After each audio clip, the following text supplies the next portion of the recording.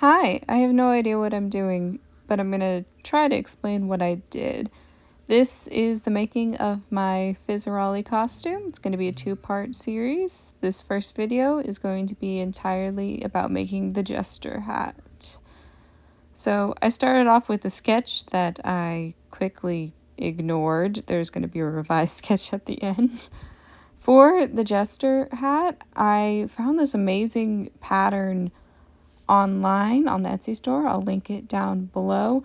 I really loved how it looked. It looked very similar to what I want to go for, just with its structure. And I didn't want to make the pattern myself because I probably would have cried a lot more than I did. I will say I would not call this pattern a beginner pattern whatsoever. The slight curves are both the best and worst part because it makes such a smooth finished look of exactly you want to look for in this pattern. But man, is it a nightmare to sew. The original thing says to do it with foam, and a good part of it is done with foam. But for whatever reason, I was like, I'm not great at hot gluing things. I can sew things though, so my idiot brain was like, we'll make the base out of sewing material. I'm an idiot. It's okay. We got through it. Basically, with curves, if you want them to look as neat as possible, you have to kind of base them down beforehand and then put them under the sewing machine.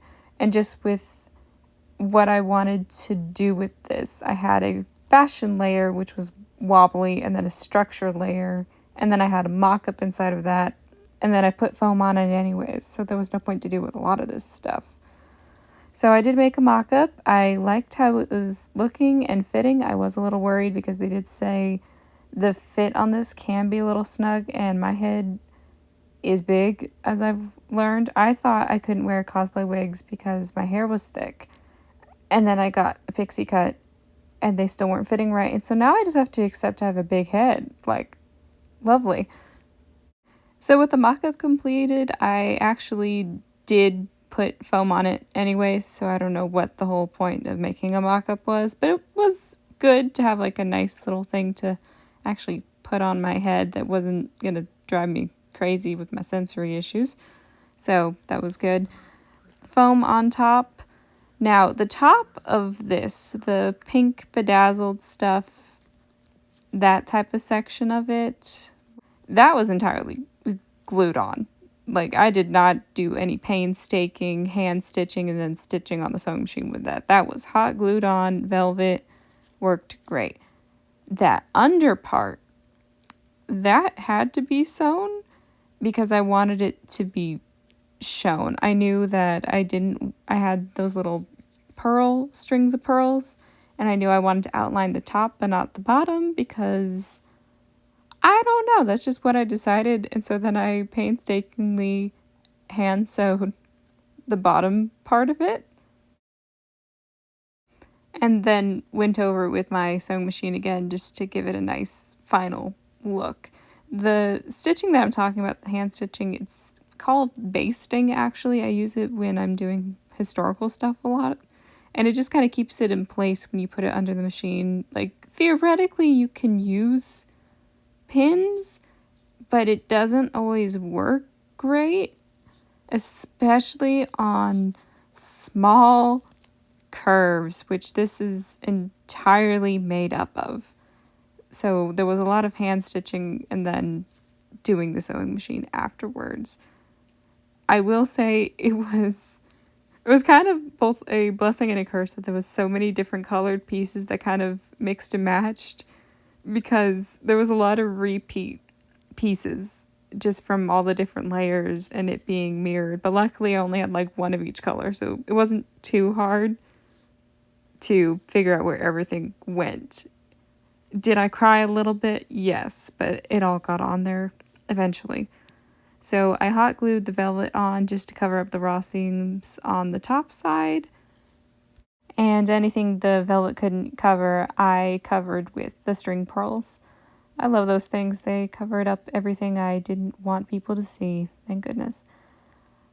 So I loved the foam where I put it. I did not put it in the bottom piece because I wanted it to have a little bit of movement. It still didn't move very well, but it moved decent amount. I was very happy with how it was looking, to a point where I was kind of like hugging this thing because it took about 2 months, I want to say. A lot of my projects take about 2 months, and just all the hand stitching and trying to figure it out. I was very proud of it. The little heart detailing, it came with a cutout on the pattern anyway, so I just used that, used some leftover pink and velvet, glued some gems on the middle of it, and then that little outside piece, I just thought it was cute, and it was a nice way to hide the little raw edges with that little gold heart, whatever it's called. I guess it's called a trim in Hobby Lobby, but I don't know if that's actually what you want to call it. It wasn't really a ribbon. I'm surprised it didn't like cause me issues, because I thought that was gonna like scratch me the entire day, but it wasn't too bad. I think it's because I was kind of sensory overload in other areas. But yeah, that's how that kind of happened. I really loved the structure of this. I think that's my favorite part about making this. The little ruffle and the bells were added on the night before. I was actually at my aunt's house, sitting on her couch at like 2 in the morning, hand stitching the little ruff and bells onto this thing. Mainly because I kind of got distracted doing the costume bit. But yeah, that's kind of how I made this Fizzarolli hat. I think this is probably one of my favorite things I've ever made, and I've made some pretty cool things. I think the biggest takeaway is follow the pattern, mark everything, and pray. Stay tuned for part 2, where I try to explain how I made the costume part of it, because that costume, oh goodness.